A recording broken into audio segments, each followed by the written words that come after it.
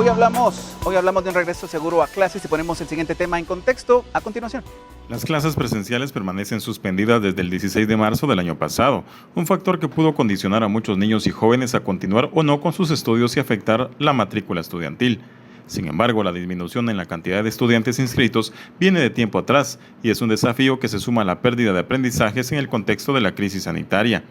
Los estudiantes más vulnerables en el área rural son los más afectados por la brecha digital, la situación económica familiar y las situaciones de riesgo que limitan el acceso a una educación a distancia de calidad. Ante ello, el presidente Yamatei señaló que en agosto podrían volver las clases presenciales en caso de poder vacunar a los maestros del país. ¿Qué tanta seguridad existe en la población para el regreso a clases? Es el tema que analizamos hoy en nuestra entrevista.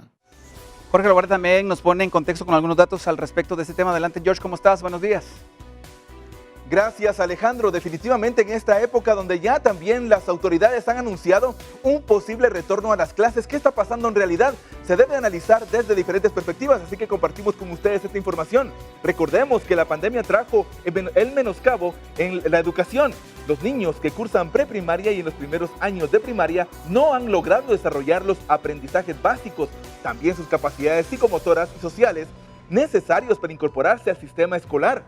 Según analistas, en temas de educación se carece de conectividad, tecnología y de otros recursos para adoptar una estrategia que lleve a la educación a cada rincón del país, lo que desmotiva también a que niños y jóvenes ingresen a un centro educativo. Un reflejo de la mala situación de la educación se refleja en la deserción escolar, donde el Mineduc informó que durante el 2020 un total de 63.855 estudiantes abandonaron la escuela. ¿Cuáles son las condiciones reales? Se habla de condiciones complicadas, entonces, para hablar de un retorno posible a la escuela, al colegio, en un futuro cercano, la tecnología también y la situación de los contagios. Por eso es importante, mi estimado Alejandro, hablar con un especialista. Yo regreso contigo. Gracias, George. Gracias, Jorge. Y bueno, saludo a esta hora a Oscar López, educador y pedagogo, hablando de este retorno seguro a clases. Y le pregunto, primera pregunta, Oscar, ¿qué existen las condiciones adecuadas para un próximo regreso seguro a clases próximo? En este momento, pues no tenemos las condiciones para poderlo hacer de una manera segura. Todos queremos estar ya en las aulas, tanto los alumnos, los maestros y los padres de familia. Lamentablemente, las condiciones en este momento son todavía peores que cuando inició la pandemia. En marzo de 2020 mirábamos la cantidad de contagios muy baja y hoy ha aumentado.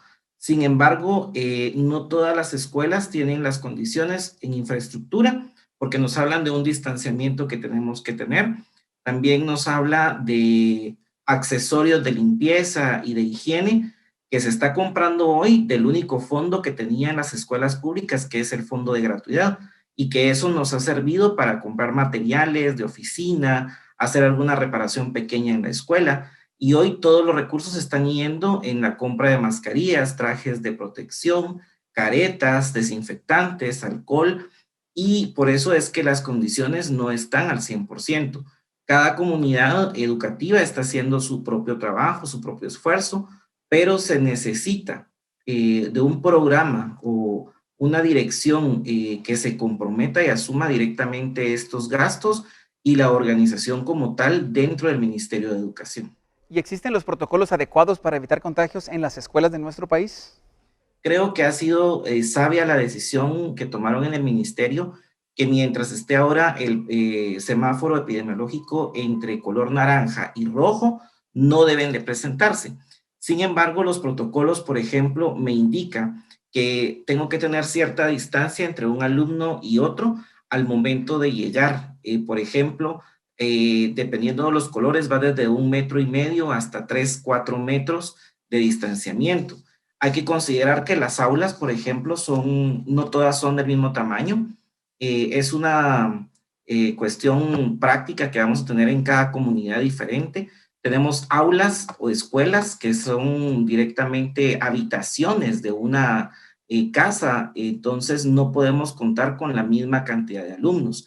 Adicional, tenemos que tener un espacio apartado en donde podemos aislar a uno de nuestros estudiantes o maestros, en donde al mostrar directamente algún síntoma de COVID-19 se pueda entonces atender. y este espacio muchas veces no se tiene. Imaginemos en el caso de las escuelas multigrado. Estas escuelas tienen un solo maestro, pero tienen a todos los alumnos. Entonces, ¿cómo se va a poder hacer este distanciamiento? ¿Cómo va a tener que trabajar el maestro? Y realmente dentro del protocolo también habla obviamente, de los insumos que mencionaba anteriormente. Es un gasto que está incurriendo la comunidad educativa de un presupuesto que no se tiene, ¿verdad? ¿Qué necesidades? ¿Cuáles son las más urgentes para que se pueda dar un regreso a clases más seguro? Bueno, necesidades hay varias, empezando por infraestructura. Vuelvo a insistir, pensemos en infraestructura. ¿Por qué? Porque necesitamos ahora un ambiente más digno y mucho más limpio, empezando por tener dentro del centro educativo el servicio de agua potable. A estas alturas, en el 2021, muchas de nuestras comunidades y municipios a nivel nacional no cuentan con este líquido, que es importante para ahora el lavado de manos. Adicional, por ejemplo, pensaría yo que si se regresa a las aulas, por lo menos acá en la capital, no cocinar. El programa de alimentación debe permanecer, pero sin cocinar en la escuela. Adicional a eso, también salones, pues que tengan, obviamente, las condiciones adecuadas de iluminación, de ventilación, porque obviamente estas son parte de las recomendaciones para poder evitar el COVID-19 y sobre todo, máximo, que estamos viendo que todos los hospitales nacionales y privados se están llenando de niños. Obviamente el virus está atacando en este momento, va a la escalada de casos en menores, y es porque muchos de los padres de familia posiblemente se han descuidado en mantener las normas de distanciamiento.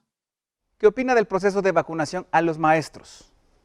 Bueno, es lamentable, ¿verdad? Que pues por medio de presiones a través del Congreso de la República se tuvo que llegar a pedir que los maestros fueran vacunados. Los maestros estaban en otras fases y también es triste que la misma sociedad critique por qué se tiene que vacunar al maestro.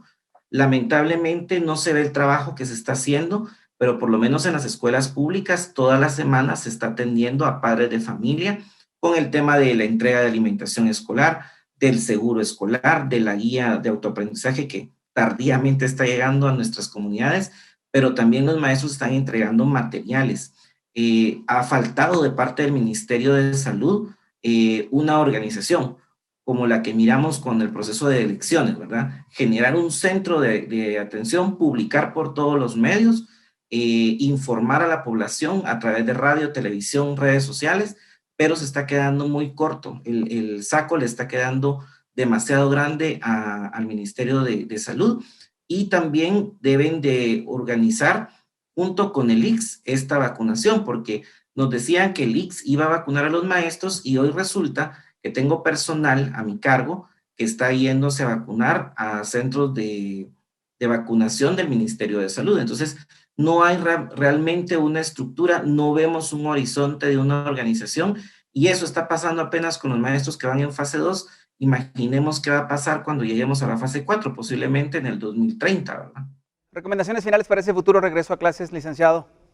Pues creo que nos han dejado en las manos a cada comunidad educativa, a cada padre de familia, tomar la decisión de ir o no a clases. Como repito, todos queremos estar ya en las aulas. No es lo mismo trabajar en casa o estudiar en casa, no es lo mismo. Sin embargo, considero que cada padre de familia debe de valorar cómo quiere la salud de su hijo. Recordémonos que al llegar a un ambiente educativo, pues no solamente se va a relacionar con el maestro, van a haber otros estudiantes, un niño es inquieto y por más protocolos que tengamos, no vamos a poderlos cumplir al 100%. Pues sí, pedirle también al señor presidente y a la ministra que se reevalúe, que el inicio de clases se pueda realizar hasta tener al 100% de los maestros vacunados y que por lo menos al 50% de la población. Esto evitará más contagios y más muertes. Gracias al licenciado Óscar López, educador y pedagogo, hablando de este regreso a clases seguro. Saludos.